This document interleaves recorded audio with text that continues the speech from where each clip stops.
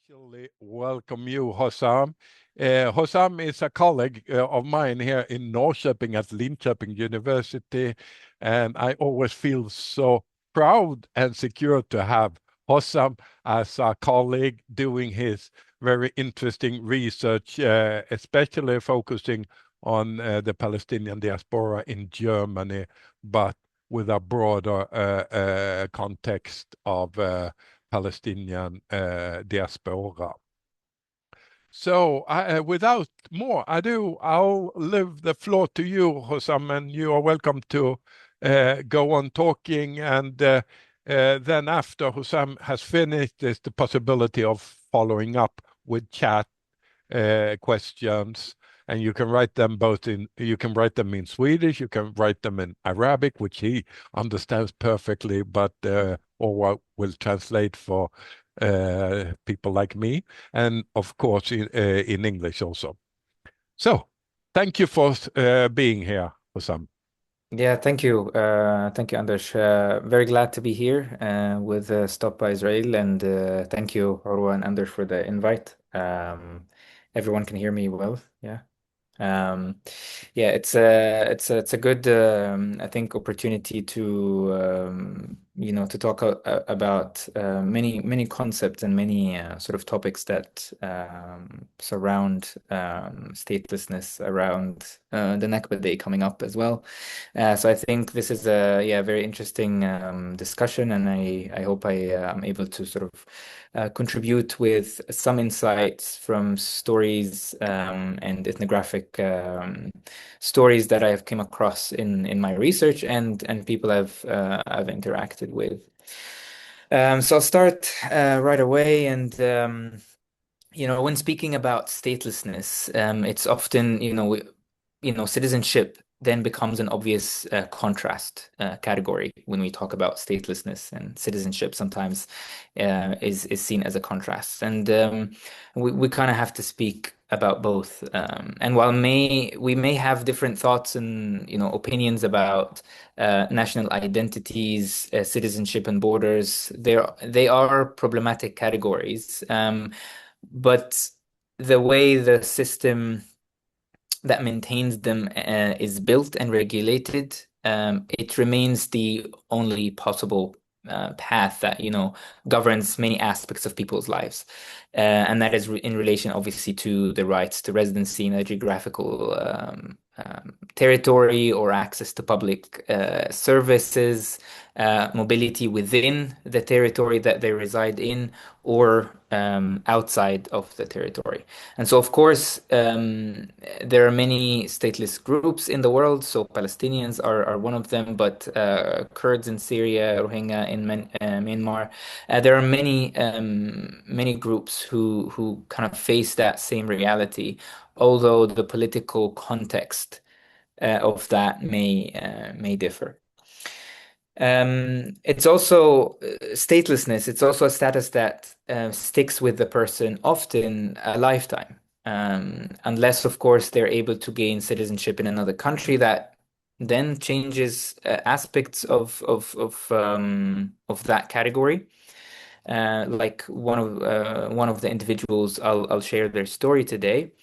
But for many, it's not something that one can shake off in their lifetime, and many people struggle with the consequences of their statelessness.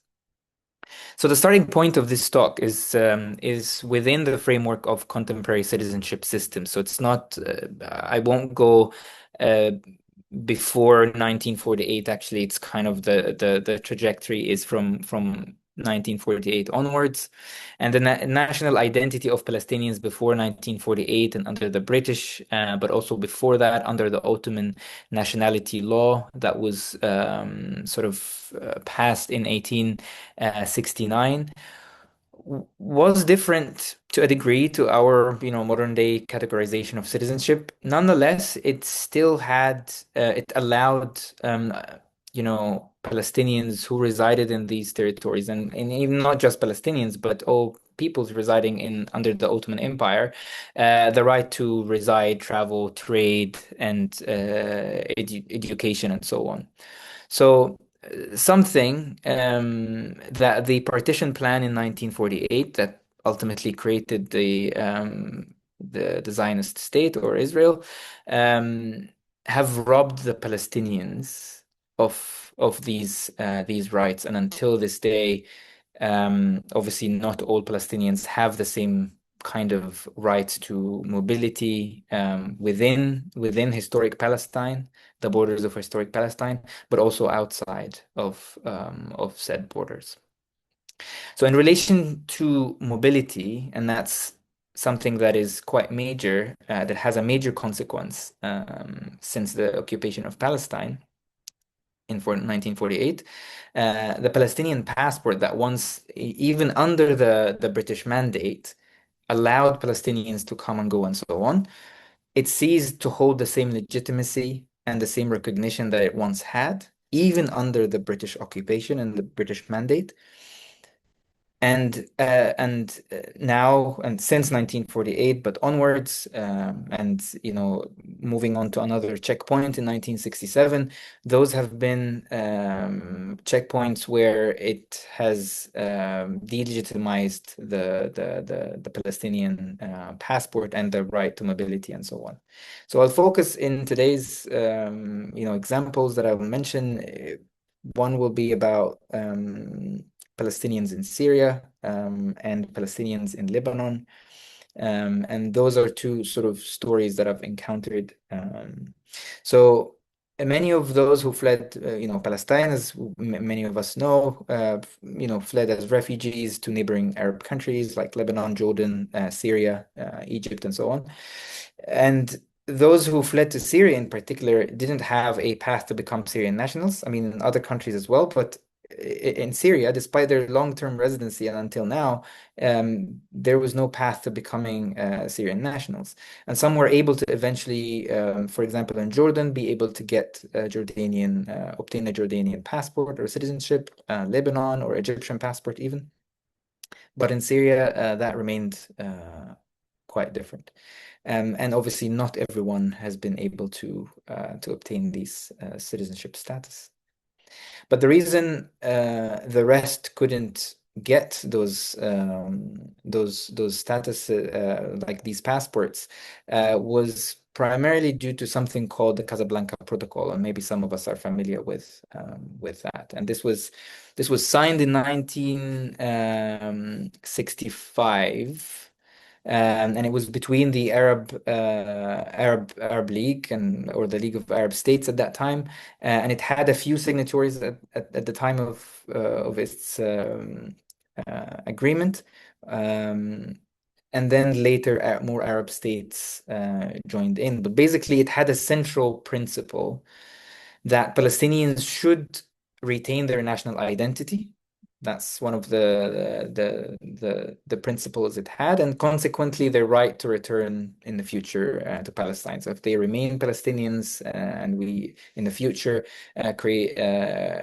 reestablish the Palestinian state, then as a result would allow them to return. While they reside in their host states, the host Arab states, the protocol gives them legal residence, right to employment, education, access to public services, and so on. And obviously as well, it gave them a right to mobility outside and within the borders, with obviously certain stipulations and regulations. But that was the principle, is that they will gain the same kind of rights as a citizen of that state, let's say Syria, Jordan, and so on, but they retain their Palestinian identity, national identity.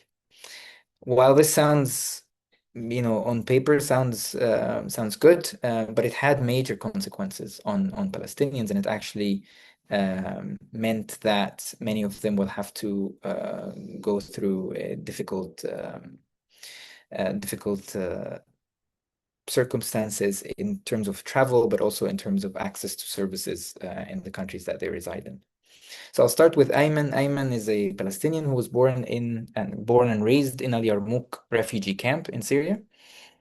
And I mean, he's among probably around 500,000, if not more, of Palestinians who live in the country. And he escaped Syria in 2014 following the Syrian Revolution because he was involved in activism in Syria, and eventually his life was in danger, and he fled to Turkey and then onwards to Germany. So he arrives in Germany in his early 20s. And that's around 2014, I said. And once he goes to the refugee camp, and he's waiting for his application to be processed as a refugee, he wants to learn German and start, talking to people in German and sort of being engaged in the German society, getting a job and so on. And if you're familiar with the refugee or asylum seeking system, waiting is often a very big aspect of the system. You just wait and wait, and you don't have an end date to when you'll be granted residency or kind of receive a decision on your status. And so while he's waiting endlessly, I think within the first 6 months, he decides that he's going to go learn German and take a German course. He convinces one of his flatmates, who was a Syrian citizen, to go with him, even though his flatmate didn't want to and didn't feel like going. But he finally convinced him, and they both go and apply. Then at the school, they give his flatmate, they register him, even though both of them have the same kind of status. They're both waiting for their application to be processed in the migration system. They allow his flatmate to be enrolled in a class, but he can't because he is stateless. He does have a travel document, a Syrian travel, Palestinian travel document, but he is, in the eyes of the German state, is stateless, and as a result, he could not register, and that created massive frustration for him, because like he really wanted to learn the language, but he couldn't because of this bureaucratic technicality. This is just one very tiny example of how this could hold back a person due to the fact that they don't have citizenship. Another colleague, actually, we used to work together. I used to live in the United Arab Emirates for a time. Thankfully, not any longer. And he was Palestinian with a Lebanese travel document, who was born and raised in the UAE. And if you know a little bit about the UAE, is that there's no path to citizenship. There's no path to permanent residency. Even now, it has changed slightly, but back then, that was 7 years ago or 8 years ago, that was not happening. And so this guy was born and raised in the United Arab Emirates. He doesn't hold a passport. It's a travel document issued by the Lebanese authority. And whenever he applied for a visa, and I'll remind you of the Casablanca Protocol, whenever he applies for a visa to travel anywhere outside of the UAE, he would get denied and get rejected. So by the time I met him, I think he was 24 or 25, tried to travel anywhere, and he couldn't for 24, 25 years of his life. The Casablanca Protocol would grant you as a Palestinian the ability or the right to reside, but also hopefully equal treatment in terms of visas and getting access to visas if you're traveling somewhere else. But that is what the protocol among the signatories, the Arab states, stipulates, but it doesn't force, or it doesn't make it an obligation of another country, let's say Germany or Sweden, to actually accept a visa submitted by my former colleague, Abdel Ghani. And so for years of his life, he, whenever he wanted to apply for conferences, whenever he applied for to study abroad, or even just to travel as a tourist, he would never be able to get there until, and it's a very subjective thing, because later on, I think in his 25, 26 years old, he started traveling. His first trip, I think, was it was an art residency in Italy, if I'm not mistaken. And that started to open by the fact that he had a visa from a European state. He then was able to start getting visas. Other countries started to be more comfortable with this Palestinian individual, and he was able to study in the United States, I think, for 1 year in a master's program, in a graduate art program later. And he started to have a bit more mobility. But for 24, 25 years, all of his applications were kind of denied. It's okay. One more. I'll go to Egypt in this sense, so that we've kind of managed to see how these issues relates to different countries. Um, in Egypt, particularly if you're from Gaza, if you're a Palestinian from Gaza, those who are males between 18 and 40 years old, they have some kind of a security ban from entering Egypt, or living in Egypt, for security reasons. And that's something that the Egyptian government has put in place quite a while ago. But if you are, for example, in Gaza, and you would like to travel somewhere else, and you got a visa, let's say to Germany or to Sweden, and the Swedish government provides you with a visa, you're allowed to leave Gaza through the Rafah border, or that was before the genocide started. Leave through the Rafah border and be transported through something called Tansiq Amni, or security coordination, where you would be taken in a bus from the Rafah border and be driven to Cairo airport to fly directly to your final destination. So Palestinians from Gaza are not, and particularly males, and this is how, for example, some of those who were from Gaza and fled Gaza and came to Germany, I met and I spoke with, have left Gaza. They're not allowed to go into Egypt. Except if they apply for what I said is the security coordination. So if they want to stay in Egypt for a visit, they would have to apply for a request, and sometimes it would be denied, most of the time. But if it gets accepted, it costs roughly it varied from the people I spoke with. So it ranged between $300 and $800 per visit per person.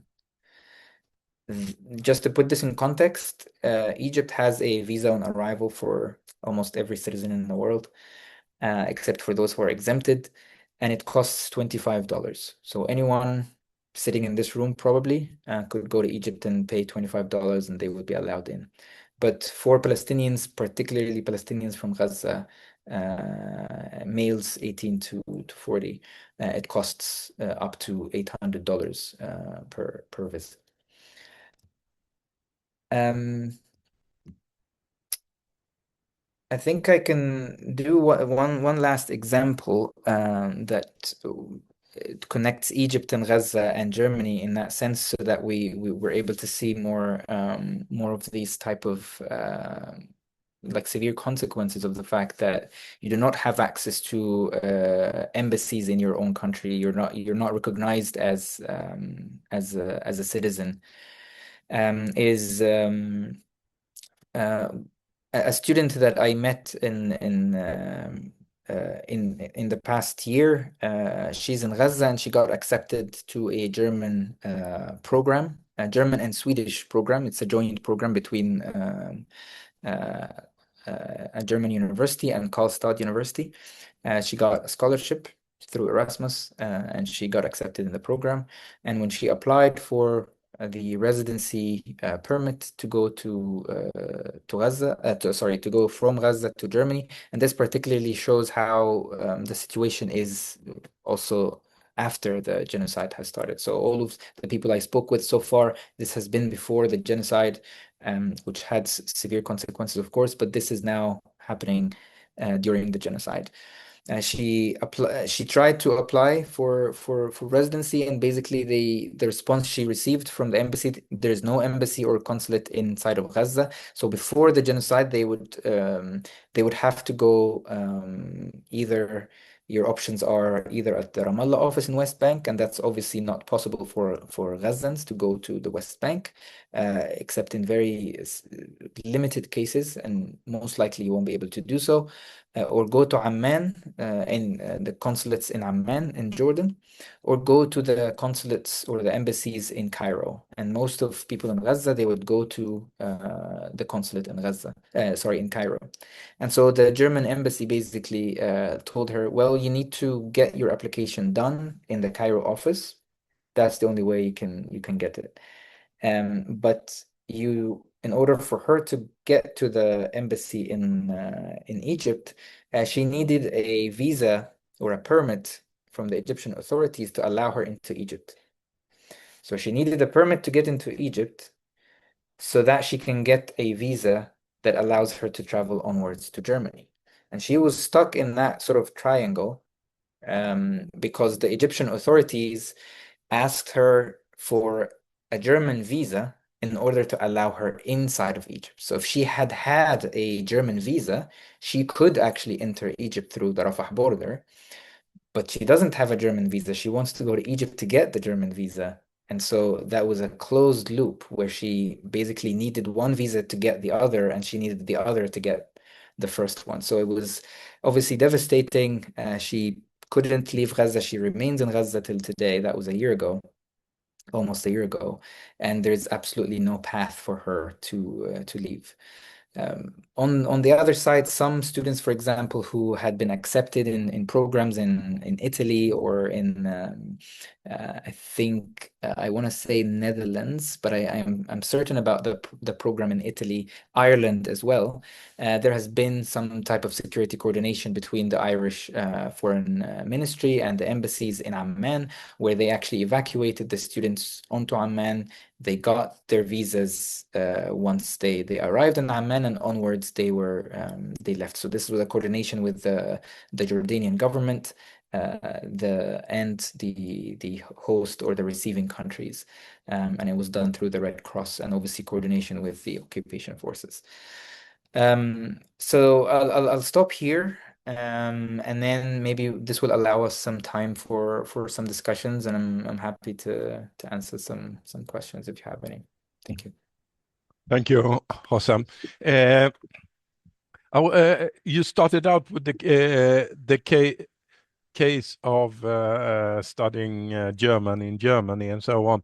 I know you've been doing a lot of field work in Germany and so on. How is the situation for Palestinians in Germany? I mean, and can you say, I don't know when you started your field work, but can you compare the situation before October 7th and after, in a sense? What do they say? Yeah. I started my project or being on the ground in Germany last year in February. So it was after almost a year of more than a little bit over a year since the start of the genocide. But I've been following the kind of research and the news that has been put out of similar situation of how the German state or average citizens treat Palestinians before the genocide. And obviously it has changed, I would say, to the worse, primarily because there has been more activism and more sort of events surrounding Palestine and in solidarity with Palestine. But it's nothing new. And I think this is one of the things that I try to point at, is that in Germany, even before October 7th, the German state had a special sort of treatment to Palestinians, and obviously it goes without saying the memory culture surrounding the Holocaust used to be is used by the German state as a justification of why Germany stands the way it stands in support of Israel. But as a consequence, obviously, that means denying certain rights and freedoms to Palestinians who live in Germany. And that includes Palestinians, as I said, Ayman, who came, in 2014, but also Palestinians who were born and raised there. The cancellations of events or the cancellations of marches or bans on certain protests had existed before October 7th. We haven't heard about them as loud probably as now because there's been a spotlight in the past few years. There have been academics and artists who have been sort of cancelled before October 7th has happened. They've been labeled anti-Semites, and that's the very easy, card to give and stamp to give on everyone who's being anti-Semite, which has affected, as I said, many individuals before October 7th who have spoken against Israel. And this was obviously because Germany has one of the many reasons is that they have adopted the IRA definition that categorizes ultimately any criticism of the state of Israel as a criticism of the only Jewish state, and subsequently, you are spreading, anti-Jewish hatred. And so the situation remains in Germany particularly difficult compared to other countries. But it is not, I don't think Germany stands to be an exception, for example, in the broader European context. Similar situations or circumstances are happening across Europe. It's just that Germany adopts that very loudly. And with the memory culture there surrounding the Holocaust, it becomes far easier for them to dismiss any claims of Palestinianhood as, anti-Semitic. It's always difficult to name groups of people, but if we use the term diaspora, the Palestinian diaspora in Germany, is it homogeneous? Is it heterogeneous? Is it based on where you've come from, in a sense?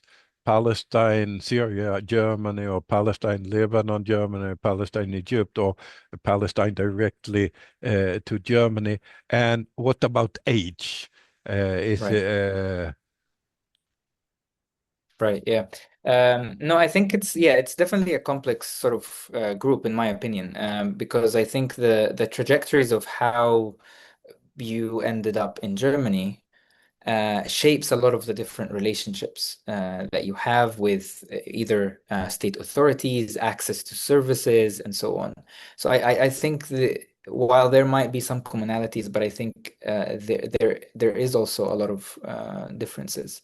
And so someone who, for example, is born and raised in Germany faces a different set of like a different reality perhaps than someone who came recently, but also two people who have come in the past few years, one through the asylum system and one through, for example, labor migration. Again, their realities and the way they navigate society in Germany has been different. And so my project touches upon, or actually the sort of the lens that I try to study or work with the Palestinian diaspora in Germany is through the home, or the concept of home, or how people develop that concept through all of these socio-political circumstances in Germany. Circumstances is a very watered down word to what's happening, but it shapes and continues to reshape their connection to homeland, their connection to each other in Germany, and as a result also to notions of safety or belonging or future stability and so on. But age groups also you asked about this is I think not only that it's different between age groups, but also through time. So I've met people, for example, that their sense of sort of national identity has gone through different stages when they were little, for example, or particularly those who grew up there when they were little, and then they grew up, and then certain things either through events happening like a genocide happening, but also prior to that, um, what was it, the Freedom March? Well, what was it called in 2018? The Right of Return March. These kind of moments have continued to reshape the way they relate to their national identity or their identity as Palestinians. And it it's also not homogeneous in the sense that, maybe when you're little, you're ashamed of your heritage, and then you grow up and you become proud. Sometimes it's the other way around. Sometimes it's not about shame or pride, but more about safety of um, uh, being out there wearing your identity, because when we are in a society like Germany, you are ultimately wearing your identity, not just the Palestinian identity, but Arab, Muslim, the gender identity, all of these different identities. You have a spotlight on you, and sometimes the constant attempt to sort of do this little dance. Yes, I am Palestinian, but I am Arab, but I am Muslim, and you have to sort of justify um, your of your right to be in society. It gets obviously exhausting. It gets sometimes violent, and you need to find tactics to be able to navigate just a normal day, just to have a normal day at school or at work or walking down the street or leaving your home without, being called a terrorist or something like this. What do you see as strategies for Palestinians to reproduce their identity as Palestinians? And are there different groups in the sense, or different forms of doing that? Or you were talking about how you wear your clothes and things like that. But I was also thinking about different communities of Palestinians and different forms of transferring language skills, history, and so on. We had a earlier seminar about this, about Palestinian history, and that was about the possibility of teaching that in occupied territories and so on. But what about here? How much is it like a transfer between generations and even horizontally about information about Palestine? And Mm. It's hard to answer that question, but I think this is I leave it for Palestinians often to say what kind of tactics or strategies they would prefer to employ. But I think from my observations is that it happens in a very organic sense. I mean, each individual, the experiences that they go through ultimately shape what is a priority for them and what they need to do in order to either, stand their ground and prove, not prove, but basically reclaim the narrative surrounding their identity and what it means. And obviously some do it through language, or someone do it through intercultural sort of dialogues and things like that, but also through defiance and protests and occupation of university buildings and so on, to say that no, there is a different narrative to what the world has been taught that a Zionist system or project has ultimately created the Palestinian diaspora in this sense, and the continuation of this German support to to Israel through the reason of state, or the Staatsräson, where they basically declare that they have unconditional and non-negotiable support of the Israeli state, continues to reproduce that. So whatever tactics, I think, in my point of view, it's an extension of the kind of resistance that happens inside of historic Palestine. Germany is a little Israel in Europe, where it kind of is an extension of the kind of the policies. Obviously, not as violent as Israel is towards Palestinians. I mean, thankfully, the German police are not shooting Palestinians or throwing them off the top of the buildings, but I see it as a sort of a plug-in or an extension to the sort of the kind of violence, particularly to the identity of Palestinians in outside of historic Palestine. There's a question in the chat. If you've written anything that we can read more about what you're saying. So when you have time, if you can write that in the chat, and I'll take a long question. Yeah. No, no, Yeah. but you were saying there seems to be, I wouldn't say cracks, but slightly less repression in Germany today. And we had this situation where the chancellor was called Nazi almost, and then he was defended by the Israeli ambassador, and so on. But if we leave the top level and so on, are there any German movements that are becoming more and more supportive of the Palestinian liberation movement in different ways? I was thinking when we go in the demonstrations in Sweden, the first group is other Muslims or other Arabic, but then we have different health workers for Palestine, queers for Palestine, feminists for Palestine, and so on. What about Germany? Yeah, I think this has existed also, these kind of different blocks who stand in solidarity with Palestine since I arrived, or since the beginning.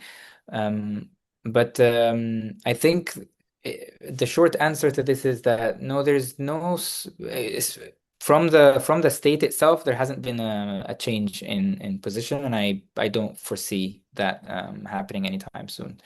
In terms of the public support, I mean, in Germany, there's something very frustrating where even if people's opinions change, you don't see that reflect on the streets. So obviously, at the beginning of the genocide, there was probably more support of the actions of the Zionist regime, Israel, and it has decreased over time as the atrocities became more and more louder and harder to hide. But that hadn't necessarily translated into bigger masses on the street, for example. The people who were getting punched and pushed around and arrested by the police remained to be the same people. The front line remained the same, I think, throughout. If anything, actually, the protests in size, even if we're talking just about protests as a way to measure that, have shrunk a little bit over time. And obviously, it was a long lot of fighting going on for a long time. But when you're going through a court case one after the other, getting punched in the face, getting a broken nose or a dislocated shoulder time after another, and also you see these images reproduced on social media a lot. This will tend to make people think twice about being in the front lines or being confrontational with the police. And this has resulted into changing some tactics sometimes in the protests, but hasn't always been successful because the police have been quite violent nonetheless. And I'll speak to even political violence in that regard. Because it's not just the physical violence that takes place, even though many of these arrests have happened due to the police claiming that it's hate speech or support of a banned organization when someone chants something like Palestinians have a right to return, or Palestine will be free from the river to the sea. Many courts would, or many judges would dismiss these cases because they can't actually prove any sort of hate speech or claim that this is a Hamas slogan, as some of the cases try to prove. But the police would still arrest people who would make those chants, even though there have been previous court cases that said there's nothing wrong with that. And in the way I analyze this is it's another tactic of the police to sort of exhaust the movement and push the movement. They know it's not their job really to decide, sure, even if the court case gets dismissed, but the person has to go through a trial. There is legal fees, and sometimes you have to, some people pay a fine or something like this.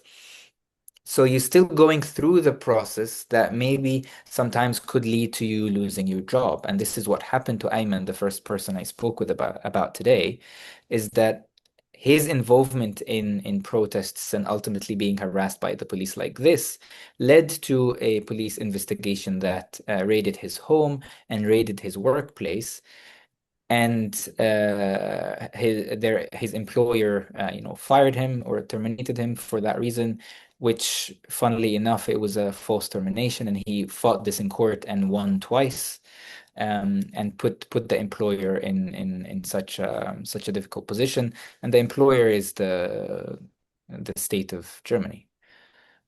So this is why they tried him so hard, because it's the state's reputation at stake, and I think it was also a way for them to show their solidarity with Israel in a way that we will not tolerate an employee in the state that would hold these kind of sentiments. Thank you. I have a very particular question, but I think it could be interesting. I mean, in Sweden, the left, although the closer you come to the Social Democrats, the more quiet they are on Palestinian solidarity. But in Germany, the left has something called anti-Deutsch. Which for me, I've tried to understand if can you shortly explain how the left came into a position where they became very outspoken Zionists? I wish I could. It's something that baffles me till this day. Definitely hard to understand that. I think. I think this probably, I mean, the memory culture that that right now shapes the way people remember the Holocaust is state sanctioned. That actually, those who are familiar with the German context, this came in the 70s and 80s in Germany. There were a couple of decades where it was kind of no one was talking about murdering all of these people and creating the Holocaust. It took a few years for a program to be designed to remember what we have done, and kind of so the reconciliation actually never, in my opinion, never happened, or not reconciliation, but reflecting on what has been done. It was led by the government. The memorial sites or museums or course curricula, they were ultimately state sanctioned. And so what they choose to remember and what they choose to forget was decided on by the state. And so the division of the left, I mean, there are some people on the left who are obviously supportive of Palestine, but then you've got those Zionists who are also on the left. It's in my opinion, it comes from that place of, okay, we hate so much of what we have done to the Jewish people during the Holocaust, and we now have to. The way to correct this is obviously to make sure that they have a safe haven, being the state of Israel. Which, and this is the part that I say I don't understand it, because if anything, they don't necessarily find themselves as allies to Jewish people who are in Germany, who are anti-Zionists, who are German themselves sometimes, or sometimes they are Israelis, who have left Israel and moved to Germany, or moved back sometimes to Germany, and have and say, hey, not in our name, please. But they're equally attacked or equally scrutinized by the Antideutsche, or the left, as being, not legitimate, self-hating Jews, and all of the kind of tropes that we've heard before. So this remains, I think, this question I won't be able to answer thoroughly. It remains something that baffles me, and I think maybe perhaps it does baffle so many people, as to how in the German left there is this massive support for a colonial and a repressive apartheid regime such as Israel. Thank you. What is the history of Palestinians in Germany? Where is there a long history, or when did, Palestinian come to Germany? I mean, there have been waves of Palestinians arriving to Germany. I mean, after the war ended, the Second World War ended. I mean, especially in the 50s and the 60s, Germany was basically started to be a bit more easy on the migration sort of laws, and this allowed many migrants to move to Germany. And so following the 1948, some people have moved, but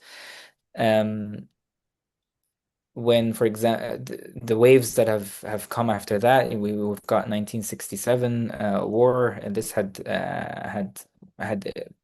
motivated, if that's the right word, more people to move to different Arab countries and onwards. Some of them moved to the United States and to different European countries, including Germany. But also moments like the Lebanese Civil War, or the Israel War with Lebanon in the 80s, or the most recent example that I mentioned of the revolution in Syria, and the massacres by the Assad regime that led to Syrians fleeing Syria onwards to Germany. Germany has been a popular sort of destination for that, which ultimately then meant that Palestinians have fled Syria as a result. So there have been waves, and I think maybe the 80s have contributed to a large degree to the growth of Palestinian diaspora in Germany. Palestinians in Germany remain the biggest, I think, concentration of Palestinians outside of the Middle East and the United States. So in Europe, Germany has even though there are no official statistics of that, but it remains the biggest concentration of Palestinians. And yeah, many of the people I spoke with, actually, either their parents or they themselves arrived in Germany in the 80s. Some of them have come to study, some of them have come to work and then ended up staying, and some of them married Germans, some of them met other Palestinians and got married and settled and had families there and so on. Thank you. Racism or stigma or discrimination take many different shapes and so on. But if we talk about racism, stigma, discrimination against Palestinians, against Muslims, against Arabs, how do your interviewees reflect on that? I mean, this about being a very Zionist state is very much directed against Palestinian, but does it spill over also against the Arab as a group or against the Muslims? Yeah, I think this is a great question. I'm glad that we're talking about this. I think I think obviously yes, they've got this, hey, we need to support Israel, but they've also got this where idea of Islamophobia and anti-Arab hate and anti sort of uh, like the racism and the white superiority is something that I have seen to remain flourishing. And I say remain because the cultural infrastructure hasn't necessarily changed over the years. If we actually step outside of the question of Palestine, we do see the same kind of sentiments, racist sentiments, whether from the state media, the media, or sometimes general public on comments on social media and things like that, or by the state towards other groups of migrants that are either actually Arab or from a Muslim background, or they present as Arab and Muslim. And so you would see this a lot. You would see different, talks about the media that in the media conversations that talk about, yes, the sort of the invasion of the migrants or the similar to Sweden, the way migrants have, Islam doesn't align with Germany, or these very same narratives exist. And I think part of the issue with Palestine comes from an Islamophobic and a sort of racist standpoint, where the Palestinian isn't seen as worthy of the same rights that we have. We have democracy, we are modern, and we are civilized.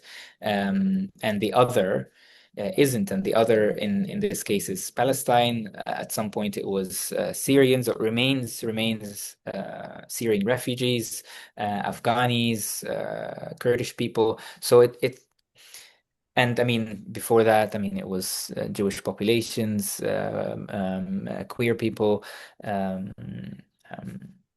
people with disabilities. So the infrastructure for this kind of idea of a superior race, or the other that is being not worthy as another. We've seen that in German history come in different shapes and forms, and we're now seeing, the government even just this week, I think they're introducing a bill to backtrack some of the laws they have around accessibility in different like at restaurants or things like that they have, some of these rights that have been protected and by the law.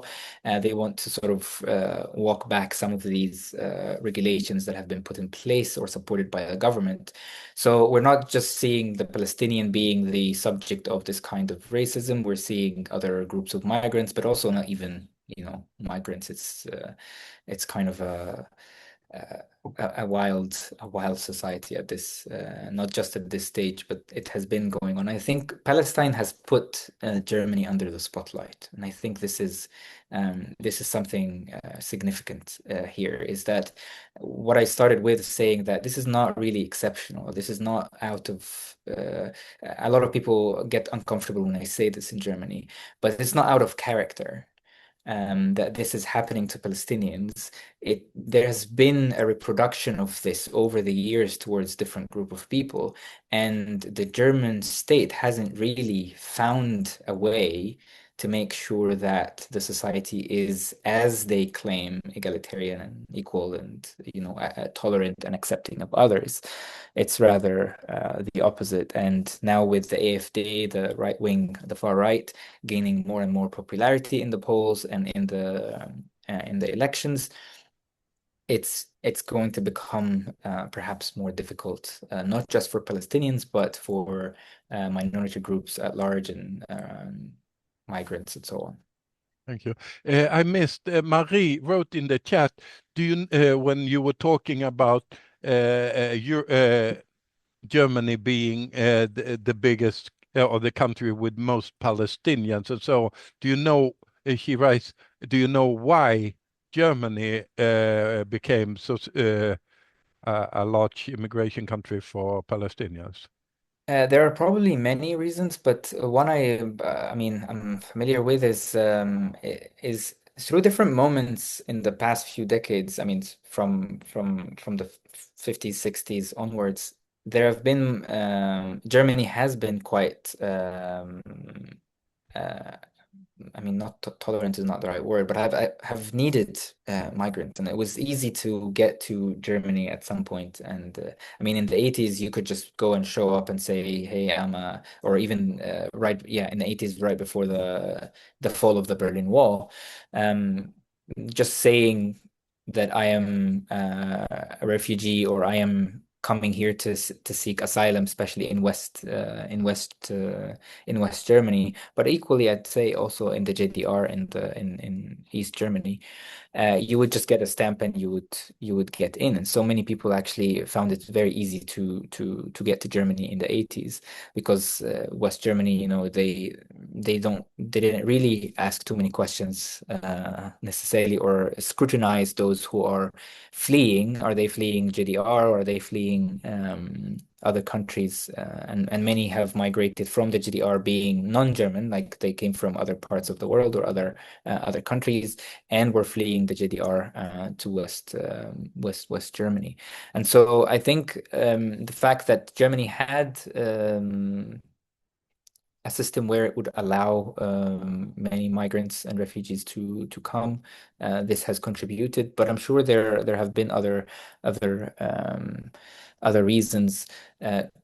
In the more recent history, the fact that you have family in Germany just makes it so much easier. There, as I said, it's a big Palestinian population, so now it becomes quite easy to just move if you have a cousin or something like this. In addition to the fact that, Germany remains quite a big country in Europe and has sometimes have better job opportunities than other, smaller EU states and so on. So There's also another follow-up question on what you said later on. It's Mavis that writes, do you mean the state is rolling back protections, accommodations for disabled people as well? Hope I interpreted what you mentioned correctly. So they're rolling back on rolling back on some of the laws that would actually force certain, for example, restaurants or companies or buildings to have accessibility facilities. Some of the laws that existed, I read this quickly last week, so I don't have the details, but if you could, if you do not have, for example, a ramp, someone could report you, and you would get a fine from the state. But ultimately, one of the things that they're rolling back on is that no, you can't complain about a restaurant not having a ramp, and we won't do something about it as a state. So these are the kind of things that they're currently discussing. I don't think it has passed the parliament yet, but it's a discussion. There are two questions, one from Ashwa and one from Marie, about you and your analysis. One is how much influenced you are by decolonial theory, or more concretely by Ashwa, do you engage with colonial matrix of power in your analysis? It's it's a little bit unclear, the question, but I'm guessing you you refer to how in my analysis I look at how the colonial power, or even the remnants of the colonial powers, whether in Germany, but now also in Israel, and the different European colonial powers have kind of continued to reproduce perhaps this situation that we're in and Palestinians are in. So I that's definitely how I look at it, is certainly an anti-colonial or a decolonial, not just a decolonial, but an anti-colonial lens to the way Palestinians navigate their everyday in Germany as a colonizer, in every sense of the word, and as an extension of a colonial state. That ultimately, when they say we stand and support Israel non-negotiably, and it's a support of a colonial regime. So I do take some type of an anti-colonial point of view in that regard. And then there is a question from Marie. Could you talk about your own journey studying in Europe and how you went about studying about Palestinians and why you became so dedicated? Why does Palestine matter so much? Right. I'll answer part of this question. I'm very aware that this is recorded and will be put up on the internet. So I studied in Sweden, or I did my master's in Sweden, in anthropology, and my PhD now, as you know, is also in anthropology at Linköping University. I think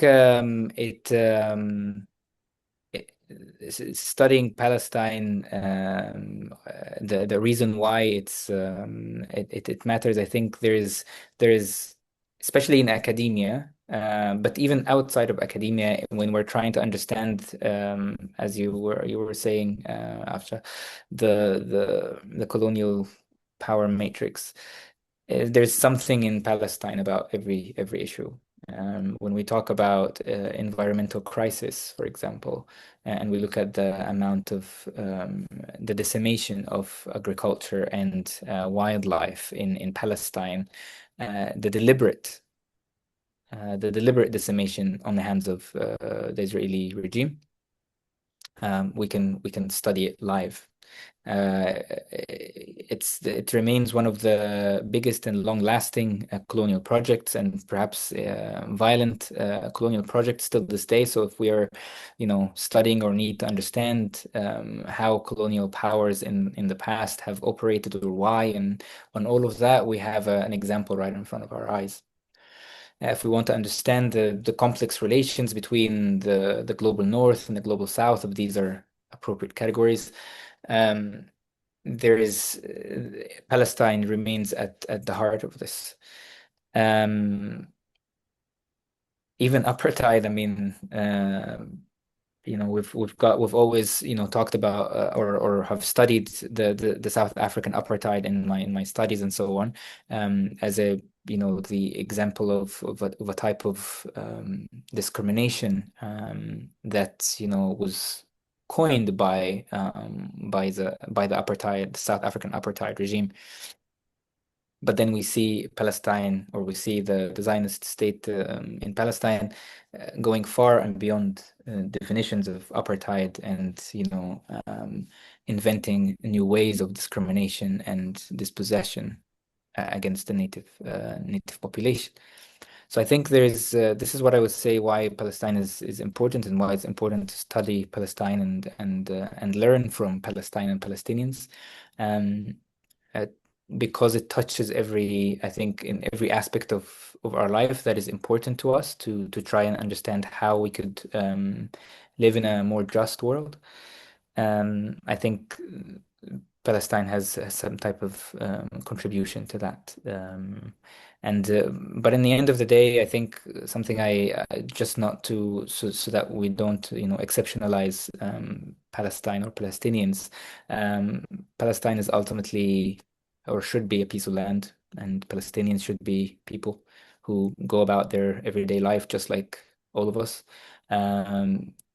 they're not meant, or they're not supposed to be, resilient or resisting, or no, just like all of us, where we would like to go about our day and just live. And the fact that they are forced to go through what they're going through is something. That's why, I mean, a conversation like today is important, to try and understand it and do better in terms of rectifying the issues. But ultimately, um, there's nothing, there shouldn't be, some type of exceptionalizing Palestine as sort of a romantic sort of model of resistance, even though, yes, it is, but we shouldn't really romanticize it in a sense. Thank you. I have a last question, and that is, do you see anything optimistic, hopeful in your research? We see a lot of problems, see a lot of violence, see a lot of harassment, but do you have any positive take from what you've studied? Definitely. Um,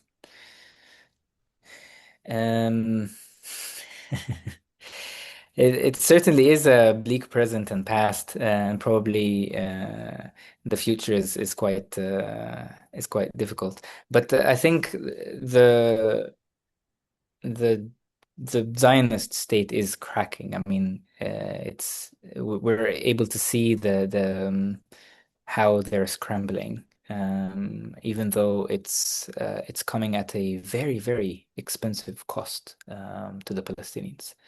And this means also that on we can see it on translating in a country like Germany, where they're kind of running out of ways to keep justifying it. We've seen in the past year, um, at least for the first time, uh, symbolic sort of uh, ways of saying, "Hey, we're gonna stop the arms shipment to Israel," or something. But then, well, they don't. They continue. It's just a way um, to make it seem like they are stopping the or actually having some type of stance for international law, but they ultimately don't in the end. But this is, and then they go back and say, "Hey, no, actually, we stand for Israel all the way." This shows that at least it's no longer a straight path for just unconditional support, but it also shows that that Germany feels like they are put under the spotlight. The violence that they have committed against protesters and so on is being noticed by the UN Council for Human Rights, I think, has issued a statement on this and called on the German government to do something about the depreciating freedoms of education and expression. So I think this is where the hope is, and the hope that the fact that people have for 2.5 years now have remained on the streets. I think that's a sign that where the fight continues until justice is restored, inshallah. Thank you very much. Sorry, I missed one. There was one question. How did things change or stay the same on the perception of Palestinian German after the reunion of West Germany and East Germany? Did it? That I haven't studied that part in like historically, how these relations have changed. I think the at that point in time, the sort of Palestinian-German relation wasn't, as I would say, wasn't under the spotlight. It wasn't that big of a, um, a deal. Probably, if we are to study this historically, we might see traces of how it has changed. But I have not necessarily delved so much into that. But I think it's the reunification obviously allowed for one particular narrative about, Israel and Palestine. In East Germany, East Germany did recognize a Palestinian state, for example, regardless of that being a symbolic sort of recognition, but it has, whereas on West Germany, the Palestinian state wasn't recognized before their reunification. So I think this would probably, does require a bit of a historical analysis there to see what has the difference on the everyday life of Palestinians before their reunification and after. Thank you. And you must be tired and you have a conference tomorrow and so on. I want to thank you very, very much for this fantastic presentation and questions and answers and so on. And please, since we are a number here wanting to read something, as soon as you publish, send it to me, and if it's open access, we can put it on the Stop by Israel or and so on and share it. And really thank you from us all for this fantastic presentation. Yeah, thank you everyone, and thank you Anders and Orwa for putting this together, and for many more conversations on this, inshallah. Thank you everyone. Thank you Anders. Thank you Hossam. Tack så jättemycket för er alla. Att ni har kommit och deltagit i vår seminarium. Vår kamp fortsätter för ett fritt Palestina. Vi ses nästa månad, den 14 maj, på ett nytt avsnitt av våra seminarium. Tack så jättemycket. Och glöm inte, det finns nästan överallt någonting man kan göra för social rättvisa, för befria Palestina och så vidare. Många av oss orkar inte göra mycket, men tillsammans om var och en gör lite eller lite mera, så hjälps vi åt mot en bättre värld. Så vi ses på gator, vi ses på seminarier, vi ses i läsecirklar och vi ses för social rättvisa. Befria Palestina. Tack. Hej då.